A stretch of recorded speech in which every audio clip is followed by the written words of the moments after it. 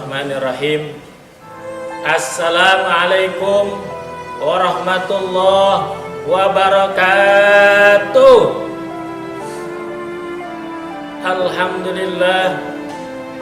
Alhamdulillahi rabbil alamin. Wabihi nasta'in wa ala umurid dunya waddin. Assalatu wassalamu ala asyrafil anbiya'i wal mursalin, imamil muttaqin, sayyidil gurril muhajjalin, sayyidina wa maulana Muhammadin wa ala alihi wa sahbihi ajma'in, amma ba'du. Qala Allah ta'ala fi kitabihil aziz wa huwa asdaqul qailin. A'udzu billahi minasy syaithanir rajim. Bismillahirrahmanirrahim.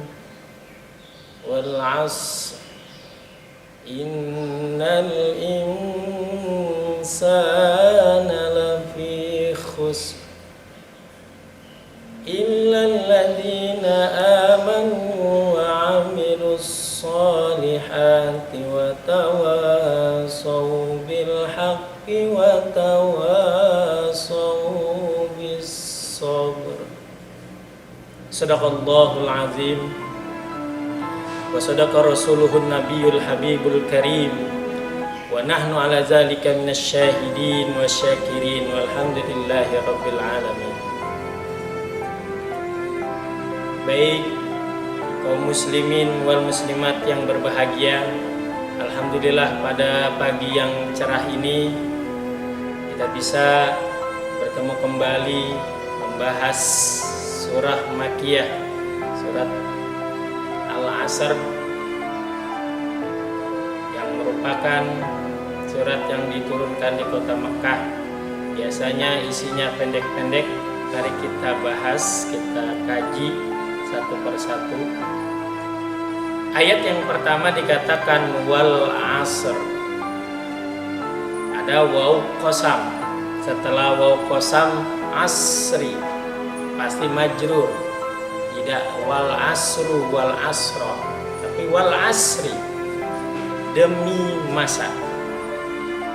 Kenapa Allah Subhanahu wa taala memakai kata-kata masa, waktu? Karena disinilah ada hikmah yang dikandungnya. Karena di dalam masa itu ada yang namanya malam, ada yang namanya siang, ada yang namanya matahari dan bulan. Inilah yang disebut dikatakan waktu. Maka kata pepatah Arab, al-waktu kasayf, waktu itu bagaikan pedang. Ketika kita terlena akan tergorok oleh waktu tersebut, maka pergunakan waktu itu. Maka dikatakan waktu, kalau zaman sekarang the time is money, waktu adalah uang, atau the time is speedy, kecepatan. Maka dari itu di dalam waktu itu kita lihat di sana ada tergantung, ada kesenangan, ada kegembiraan, ada kesedihan, ada peristiwa dan sebagainya, itu di waktu.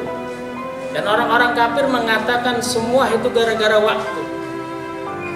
Kejadian-kejadian mulai meletusnya gunung, kejadian gempa, kejadian tsunami dan sebagainya ketika waktu tersebut. Jadi orang-orang kafir mengatakan waktu itulah yang menyebabkan terjadinya. Padahal kalau kita kaji dalam Al-Quran ayat yang pertama ini, bahwa bukan waktu sebenarnya. Maka ayat selanjutnya dikatakan innal insana lafi khusrin. Inna, ada kata-kata di situ, sungguh, sesungguhnya. Al-insan, manusia, khusrin, merugi. Jadi kenapa kejadian-kejadian tadi bukan waktunya, tetapi apa? Akibat perbuatan manusia. Kenapa terjadinya banjir bandang, longsor dan sebagainya? Karena akibat tangan-tangan manusia yang menebangi pohon secara sembarangan. yang tidak dikontrol, akhirnya gundullah gunungnya, akhirnya gundullah hutannya, sehingga habis ketika hujan terbawa oleh air, sehingga terjadi longsor dengan disertai banjir yang besar. Itulah akibat perbuatan manusia. Kejadian-kejadian yang sekarang seperti ini, wabah yang merebah, terjadinya COVID-19. Kenapa kejadian emang manusia juga? Kalau manusia mau mematuhi, ya ayat selanjutnya, illal ladina amanu, ya kecuali, jadi semua merugi, manusia merugi semua, kecuali apa? Orang-orang yang memiliki sifat apa? Iman yang pertama, percaya, yakin dengan adanya Allah Subhanahu wa Ta'ala, dengan sesuatu yang gaib, percaya. Alladzina yu'minuna bil ghaib wa yuqimunas shalah.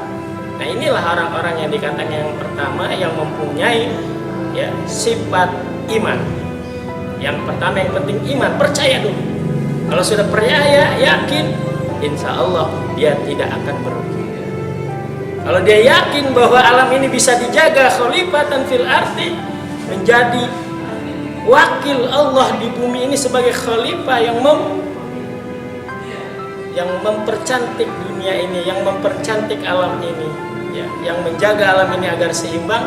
Itulah yang pertama dikatakan kita iman, yakin, percaya bahwa makhluk-makhluk Allah seperti tumbuhan, air dan sebagainya itu kita bisa yakini bahwa mereka itu juga makhluk.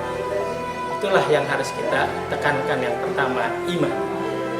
Kemudian yang kedua, sifat yang kedua yang harus kita tekankan sebagai manusia supaya tidak merugi, yaitu beramal soleh.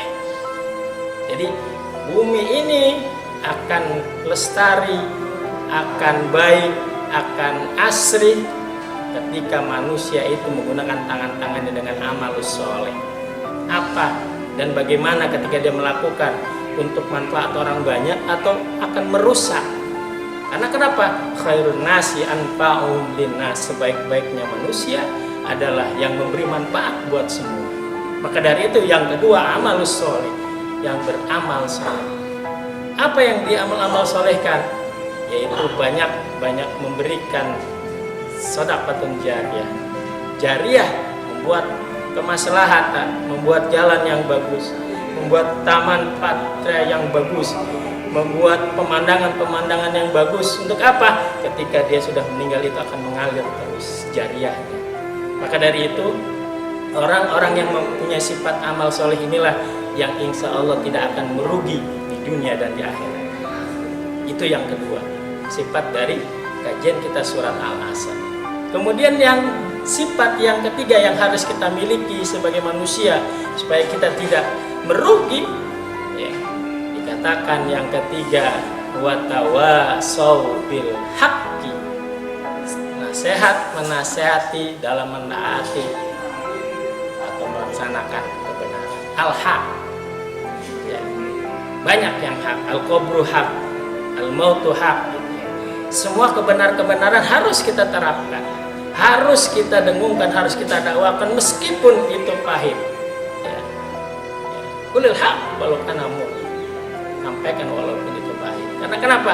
Disitulah kita untuk menegakkan amal ma'ruf yang nahi munkar. Disitulah yang dikatakan nilai takwa kita, menjalankan segala perintah Allah dan menjauhi segala apa yang dilarang. Kalau ini sudah tercipta, ini sudah mengakar, akan berbekas dalam dirinya, akan ada dalam dirinya yang tadi amar ma'ruf dan nahi munkar. Yang itu juga merupakan manusia yang tidak akan merugi. Itu yang ketiga. Jadi yang pertama adalah tadi iman, yang kedua beramal soleh, yang ketiga nasihat menasehati dalam kebenaran. Hadirin kaum muslimin wal muslimat yang berbahagia. Adapun yang terakhir dikatakan sifat yang keempat dalam tafsir Al-Maraghi dikatakan yang keempat itu adalah nasihat menasehati dengan kesabaran, menepati kesabaran. Karena kenapa? Man sabara dhafira. Barang siapa yang sabar, dialah yang beruntung. Kenapa? Kita lihat peristiwa Ismail, orang-orang yang sabar.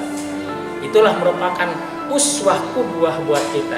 Gimana Ibrahim dengan sabarnya, gimana Ismail dengan sabarnya, maka itu menjadikan uswah kita sebagai umat. Karena di dalam diri Ibrahim, ya, dan orang-orang yang bersamanya, disitulah ada uswah buat kita. Siapa saja yang ada pada diri Ibrahim, ada Siti Sarah, ada Siti Hajar, ada Ismail. Itulah qudwah kita, pedoman kita hidup agar kita selamat, menjadi orang-orang yang sabirin. Satajiduni insyaallah minas sabirin, orang-orang yang sabar. Karena orang yang sabar ini insyaallah akan mendapatkan keberuntungan dari Allah Subhanahu wa taala, baik di dunia maupun di akhirat.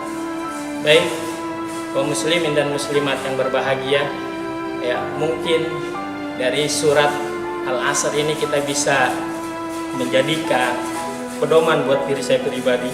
Mudah-mudahan bagi kaum muslimin dan muslimat yang berbahagia, mudah-mudahan 4 sifat ini bisa kita terapkan dalam kehidupan sehari-hari agar kita menjadi umat manusia yang tidak merugi, yang dikatakan dalam surat yang ayat kedua.